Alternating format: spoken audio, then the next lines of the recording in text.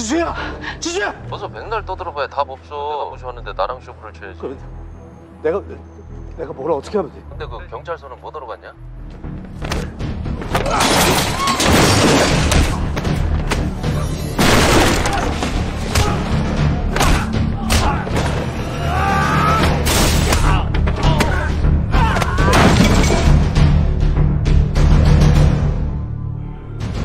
내 돈 가지고 와 빨리.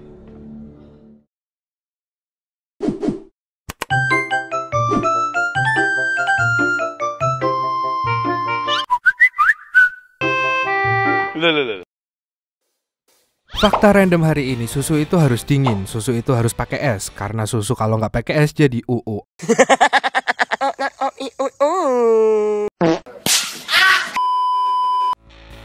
Oke, kembali lagi di channel tontonan favorit kalian, Opet. Channel yang selalu membawakan film-film yang pasti ada di list tontonan favorit kalian. Nah, sesuai request nih dari Kak The Run Story, yang doi bilang gini, bahas tuntas filmnya Om Donly. Oke, kali ini Emon bakal bahas lagi nih filmnya Mamang Donly aka Ma Dong-seok, jagoan kita yang berjudul Unstoppable, yang dirilis tahun 2018, dimana dia akan beradu akting dengan mantannya Emon, yaitu Mbak Song Ji-hyo. Jadi di sini Ma Dong-seok ceritanya jadi seorang penjual ikan yang terpaksa harus ngeluarin kodamnya sebagai mantan gangster demi balas dendam ke bos kriminal yang telah menculik istri tercintanya. Dan selama nonton film ini, Emon rasanya pengen banget tershiba-shiba Sekya terus menerus karena greget banget sama kerjanya polisi yang lelet banget menangani kasusnya, sampai Ma Dong-seok harus turun tangan sendiri buat ngehajar para penjahat. Dasar polisi kok Korea. Nice. Oke, daripada lama-lama mending langsung kita mulai aja alur ceritanya. Tetap semangat buat kamu yang berjuang, selamat nonton dan selamat malam.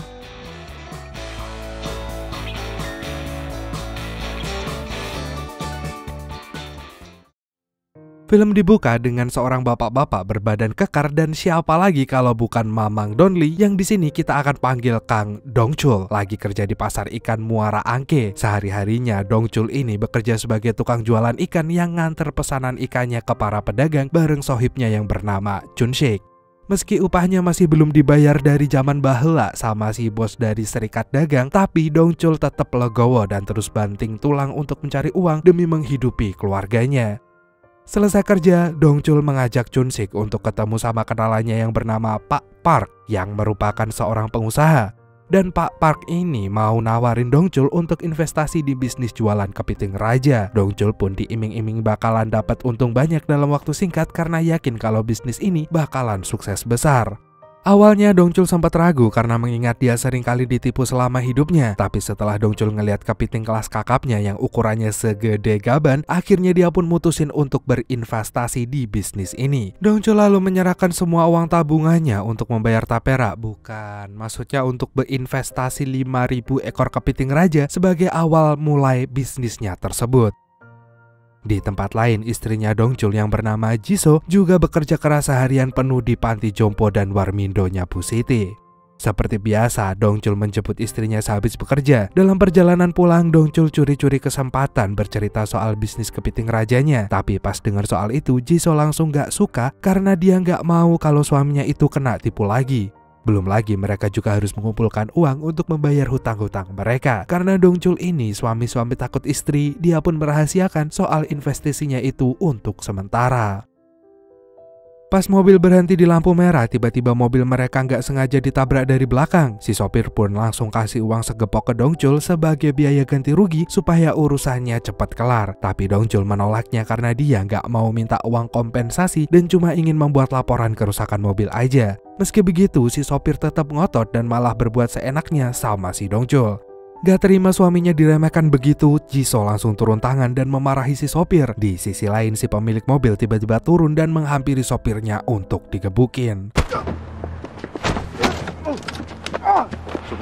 죄송합니다. Perlakuan si cowok sebenarnya ada udang di balik bakwan, karena dia kelihatan tertarik sama Jisoo tapi kayak mau berniat jahat gitu. Dan sebulan pun berlalu. Di kantor serikat dagang, Dong-chul menemui Pak Bos untuk menagih semua gajinya yang belum dibayarkan selama ini. Tapi Pak Bos cuma bisa ngasih sebagian gajinya aja karena ia lagi butuh uang, dan Dong-chul pun terpaksa untuk menerimanya. Setelah itu Dongchul pun nongkrong di kursi hitam depan Indomaret bareng si Chun-sik. Di situ Chun-sik nanya kenapa kapal yang membawa kepiting raja mereka belum tiba juga sampai sekarang. Tapi Dongchul masih positive thinking kalau kapalnya itu pasti bakalan datang dan dia nggak akan ditipu lagi untuk kali ini. Dan sesaat kemudian pas banget Dongchul dapat telepon dari Pak Park. Cuma si Pak Park ngasih kabar buruk karena katanya kapal yang mengangkut kepiting raja mereka malah nyasar di Cina dan masih disita sama pihak sana. Mendengar itu Dongchul pun semakin harap-harap cemas karena khawatir kalau bisnisnya ini bakal gagal maning lagi. Malamnya Dongchul pun ternyata nyiapin pesta ulang tahunnya Jisoo di sebuah restoran mewah. Jadi alasan Dongchul butuh gajinya itu karena dia mau mentraktir sang istri untuk makan malam romantis di hari spesial sang istri tersebut. Tapi pas Jisoo datang dia malah tiba-tiba bilang mau cerai. Dongchul pun kaget bukan main karena gak ada angin gak ada hujan, istrinya kok malah minta cerai. Padahal selama ini hubungan mereka adem-adem ayem aja. Dan saat itu Jisoo pun menceritakan soal dirinya yang datang ke firma hukum tadi pagi. Di sana si pengacara bilang kalau rumah mereka bakalan disita kalau mereka belum juga melunasi hutang-hutangnya. Makanya si pengacara menyarankan kalau satu cara untuk menyelesaikan masalah ini yaitu dengan perceraian. Karena itulah Jisoo mikir gimana kalau mereka pura-pura bercerai saja supaya mereka bisa dapetin uang jaminannya. Tapi Dongchul menolak dengan keras dan malah nggak sengaja keceplosan bicara soal bisnis kepiting rajanya itu. Dan di situ Jisoo langsung marah besar pas tahu kalau suaminya menginvestasikan semua uangnya sebesar $100.000 atau sekitar 1,6 miliar rupiah cuma buat bisnis yang belum jelas masa depannya ini. Saking keselnya Jisoo pun langsung cabut di saat Dongchul lagi nyiapin kue ulang tahun untuk istrinya itu.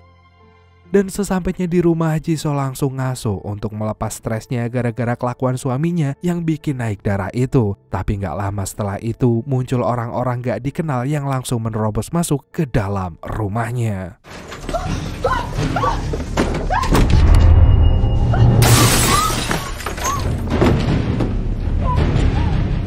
Saat Dongchul pulang, dia menyadari kalau rumahnya habis dibobol paksa. Dongchul pun makin panik saat tahu kalau istrinya juga menghilang.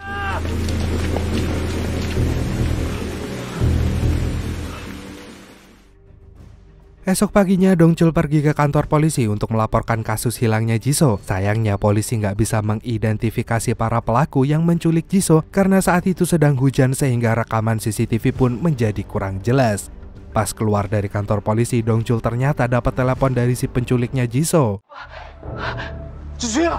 지수야! 어서 백날 떠들어봐야 답 없어. 내가 무시하는데 나랑 쇼부를 쳐야지. 그럼 내가 뭘 어떻게 하면 돼? 근데 그 경찰서는 못 들어갔냐? 끌어들이지 말고. 알았지? Sesuai instruksi dari si penculik, Dongchul pun pergi ke sebuah warung makan dari alamat yang tertera di kartu nama yang dia temukan di rumahnya di sana. Di sana si penculik kembali menelpon Dongchul dan berkata kalau dia sudah menyediakan tas berisi cuan untuk ditukarkan dengan si Jisoo. Mendengar itu Dongchul pun gak terima karena gimana bisa istrinya yang berharga diperlakukan seperti barang yang bisa ditukar seenak jidatnya dengan uang. Si penculik juga tahu kalau Dongchul ini membawa serta Chun-sik untuk membantunya. Seketika Dongchul langsung mencari sumber suara dari si penelpon karena merasa kalau si penculik lagi mengawasinya secara diam-diam dari sana. Hingga sesaat kemudian Dongchul pun melihat Chun-sik yang mengejar seorang pria mencurigakan. Karena mengira orang itu adalah si penculik, Dongchul langsung bergegas keluar dan ikut berlari mengejar mobil tersebut.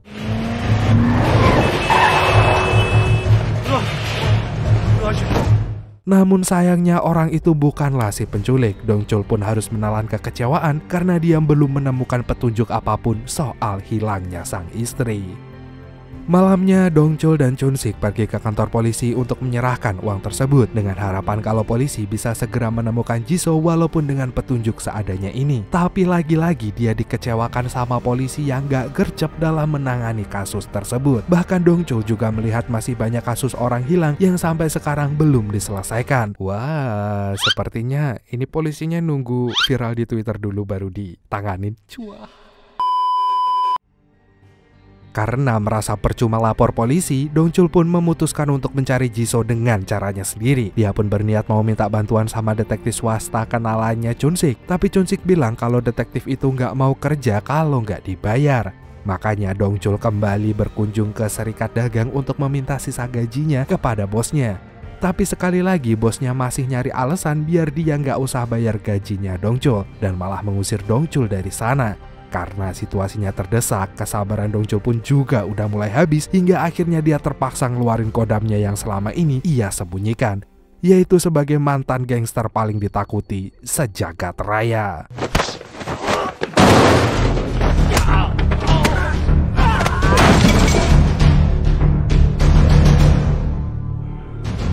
내 돈 가지고 와 빨리. Saking syoknya melihat Dongchul yang mendadak jadi sangar, bosnya pun langsung ketakutan setengah mati dan akhirnya memberikan sisa uang tersebut. Setelah dapetin uangnya, Dongchul pun ditemani sama Chunshik menemui detektif swasta itu, yang kita panggil aja dia detektif Jamet.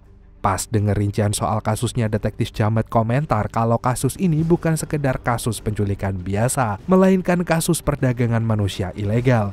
Mendengar itu, Dongchul pun semakin merasa khawatir dengan keadaan sang istri. Dia meminta detektif Jamet untuk mulai penyelidikan secepatnya.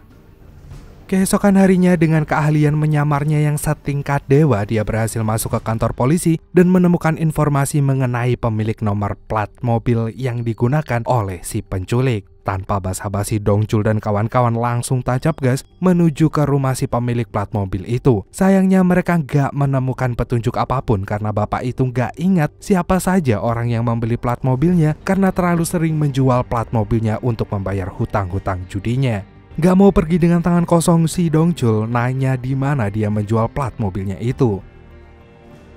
Setelah mengetahui di mana si bapak sering melakukan transaksi jual beli plat mobilnya, Dongchul dan kawan-kawan pergi ke sebuah tempat misterius. Dan tempat itu ternyata adalah sebuah kasino. Di sana mereka bertemu sama mbak-mbak bandar yang sangat tipenya Emon banget. Tapi pas mbak bandar tahu kalau kedatangan mereka bukan buat berjudi atau membeli barang laknat, dia pun memanggil para anak buahnya untuk langsung menyerang mereka. Dan detektif Jamet pun berlagak kayak jagoan kelas teri mau melawan mereka sendirian. Tapi baru beberapa detik aja dia malah dihajar habis-habisan sama mereka. Sampai akhirnya Dongchul pun mulai ngeluarin jurus aing maungnya.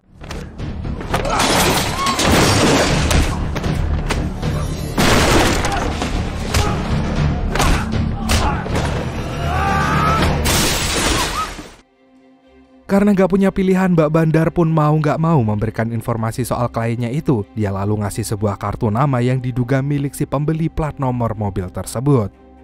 Setelah insiden brutal di kasino, detektif Jamet bertanya-tanya kenapa Dongchul mendadak bisa berubah jadi ganas seperti tadi.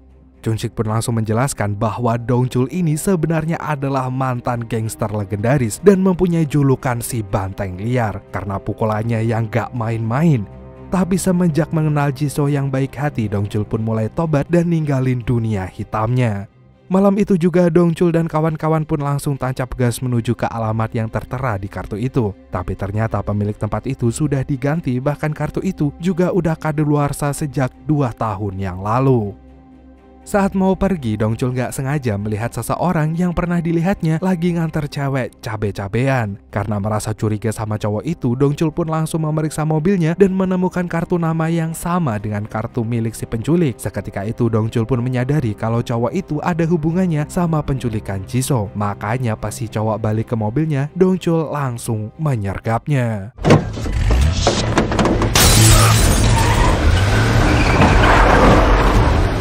Sayangnya usaha Dongchul menghentikan cowok itu pun gagal. Meski begitu, besoknya detektif Jamet ngasih kabar kalau dia masih menemukan informasi penting soal salah satu korban yang juga mengalami kasus yang sama seperti Dongchul 2 tahun lalu. Setelah itu mereka pun mengunjungi keluarga korban tersebut. Dari informasi si suami korban, Dongchul akhirnya tahu kalau penculikan Jisoo adalah ulahnya si pemilik mobil yang pernah menabrak mobilnya waktu itu. Dongchul juga mengetahui identitas asli cowok itu namanya adalah Kite yang punya usaha pinjol ilegal. Dan lebih parahnya lagi, Kite ini ternyata dikenal sebagai bos kriminal gila bin kejam yang sukanya nyulik cewek dari keluarga miskin atau lagi kelilit hutang secara paksa. Para korban yang diculik pun bakalan dijual dan dilatih jadi cabe-cabean yang pro dalam memuaskan nafsu bejat para pria hidung belang. Karena gak mau Dongchul bernasib sama seperti dirinya, si suami korban pun memberikan beberapa berkas yang mungkin bisa membantunya menyelidiki kasus tersebut. Dari berkas tersebut akhirnya Dongchul pun mengetahui di mana lokasi perusahaan pinjol ilegalnya si Kite. Singkat cerita, Dongchul pun langsung tiba di kantornya Ki-tae dan bertemu sama sopirnya yang belagu itu. Karena si sopir pura-pura gak kenal sama Dongchul, dia pun terpaksa pakai cara ala bulldosernya supaya si sopir mau angkat bicara soal bosnya tersebut.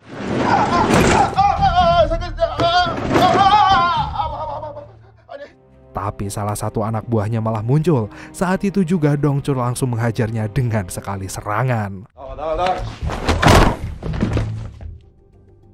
Dongchul pun menawan si sopir di markas mereka. Meski sudah dibikin babak belur, tapi si sopir loyal banget sama bosnya. Karena sampai sekarang belum juga mau buka mulut soal bisnis ilegal bosnya tersebut.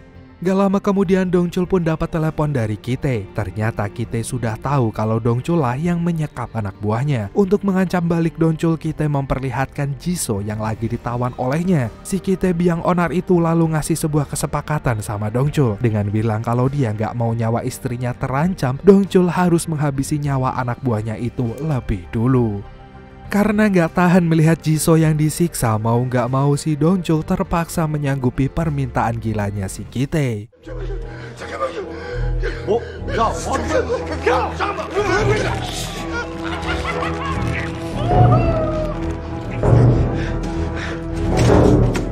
Setelah itu Ki-tae pun memberikan kesepakatan terakhir pada Dongchul untuk nyelamatin istrinya. Si Ki-tae menyuruh Dongchul untuk menyerahkan kembali uangnya supaya bisa ditukar lagi dengan Jisoo. Dan selesai video call, Dongchul pun langsung meminta Chun-sik untuk menyayat kulit kepalanya si sopir supaya aliran darahnya kembali normal dan dia bisa sadar lagi. Jadi ternyata Dongchul ini gak beneran bikin anak orang meninggoy dan cuma bikin si sopir pingsan aja buat meyakinkan si Ki-tae kalau dia beneran bikin anak buahnya pindah alam. Setelah si sopir sadar dari mati surinya, akhirnya dia pun mau cerita semua kejahatan Ki-tae dan ngasih tahu di mana markas utamanya Ki-tae. Setelah mengantongi lokasi markasnya Ki-tae, Dongchul dan kawan-kawan pun mulai menyusun strategi untuk mendapatkan kembali uang yang disita sama polisi. Dengan pedenya detektif Jamet ini ditemani sama Chun-sik menyamar sebagai orang dari kejaksaan untuk meminta tas berisi uang itu ke salah satu petugas. Namun sialnya karena mereka nggak tahu nomor kasusnya Jisoo, mereka pun ketahuan juga sama si petugas. Karena udah terlanjur ketahuan, Dongchul pun punya ide cerdik tapi agak ekstrim untuk menolong mereka buat kabur.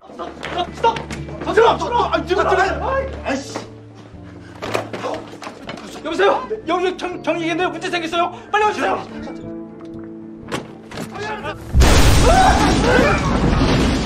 Setelah mengalihkan perhatian para polisi dengan ledakan itu, mereka pun berhasil kabur dengan membawa uang tersebut. Di tempat lain, Jisoo disekap bersama cewek yang lainnya di sebuah kamar petakan. Saat itu Jisoo melihat ada satu cewek yang hampir mau di-unboxing sama cowok mesum di sana. Karena nggak tega melihat cewek itu ketakutan, dengan berani Jisoo menyerang parasit yang memiliki daging tumbuh di selangkangan itu dengan tendangan mautnya. Setelah berhasil menumbangkan cowok itu, Jisoo pun berniat mau kabur. Tapi sayangnya usahanya gagal karena pintu kamarnya dikunci. Di ruang penyekapannya Jisoo dan cewek itu, Ki-tae terlihat marah besar karena tahu kalau anak buahnya sudah bikin muka si cewek babak belur yang bakal ngurangin nilai jualnya.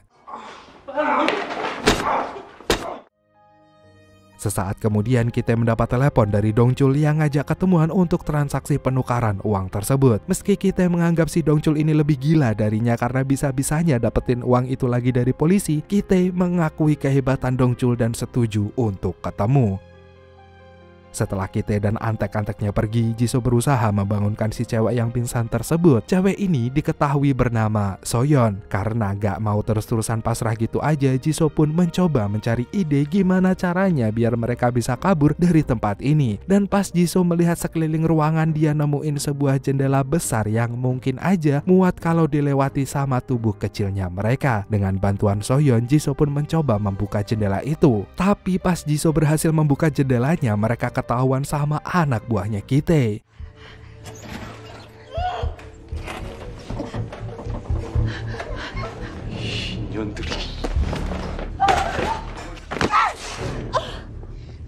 Dan pada akhirnya cuma Jisoo lah yang sempat kabur dari sana. Setelah berhasil kabur, Jisoo menumpang ke seorang pengendara mobil yang gak sengaja ditemuinya di jalanan. Jisoo lalu meminta pengendara mobil itu untuk mengantarnya ke kantor polisi. Tapi di tengah jalan tiba-tiba aja jalanan di depannya kena macet. Karena Jisoo mikirnya dia sudah aman, Jisoo pun mutusin untuk lari sekencang mungkin menuju ke kantor polisi terdekat. Namun sialnya Kite mendadak muncul entah dari mana dan kembali membawa Jisoo. Sementara itu Dongchul dan kawan-kawan sudah tiba di markas Kite. Pas Dongchul lagi mencari keberadaannya Jisoo, dia malah nggak sengaja berpapasan sama para anak buahnya Kite. Sampai akhirnya Dongchul pun harus memulai aksi gelutnya melawan mereka satu persatu. 사정 어딨어?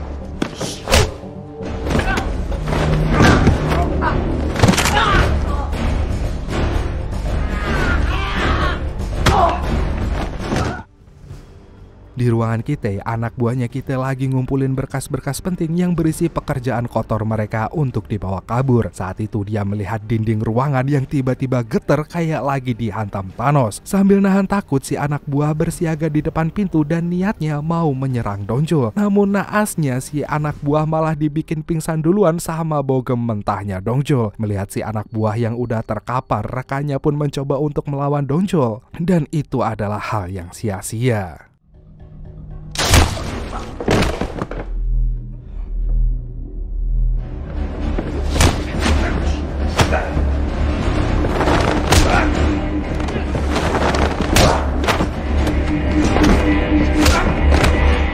Di luar, detektif Jamet dan juga Chun-sik pun berhasil melumpuhkan para anak buahnya Kite yang mau mindahin cewek-cewek itu buat dibawa ke tempat lain.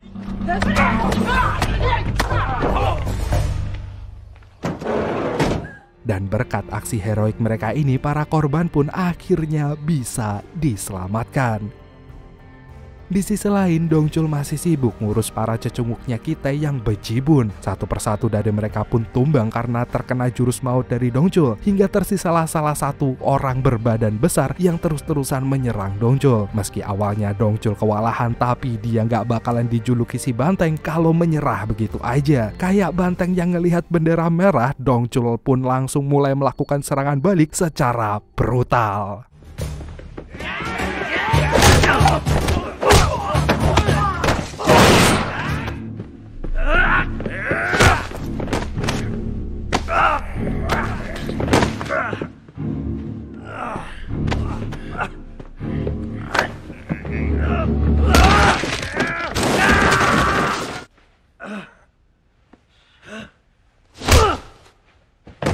Setelah itu, Dongchul langsung masuk ke ruangan di mana Jisoo pernah disekap dan nemuin jendela yang udah dirusak. Saat itu juga Dongchul berpikir kalau istrinya itu sudah berhasil kabur dari sini.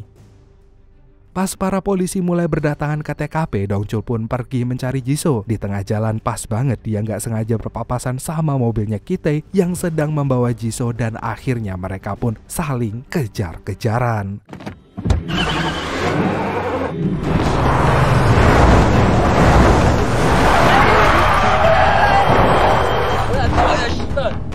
Meski mobil Kite sempat lolos, tapi Dongchul tetap gigih mengejar si kampret Kite dari belakang.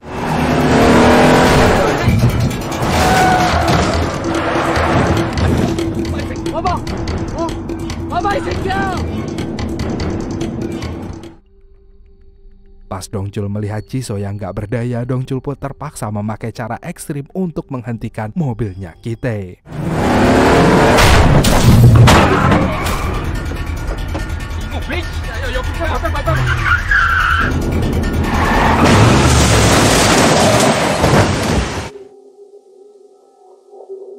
Karena aksi kejar-kejaran itu, kedua mobil pun saling bertabrakan sampai bikin mobil Dongchul terpentar keluar jalanan.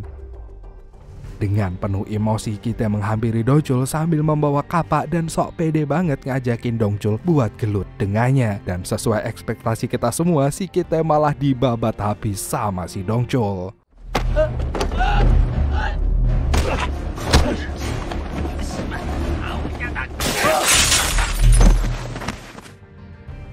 Karena tahu dia bakalan kalah melawan Dongchul sendirian, kita pun pura-pura mengaku salah dan mengancam mau COD mandiri sama malaikat maut. Tapi Dongchul gak mempan sama aktingnya si Kite. Dia pun kembali menghajar Kite sampai modar.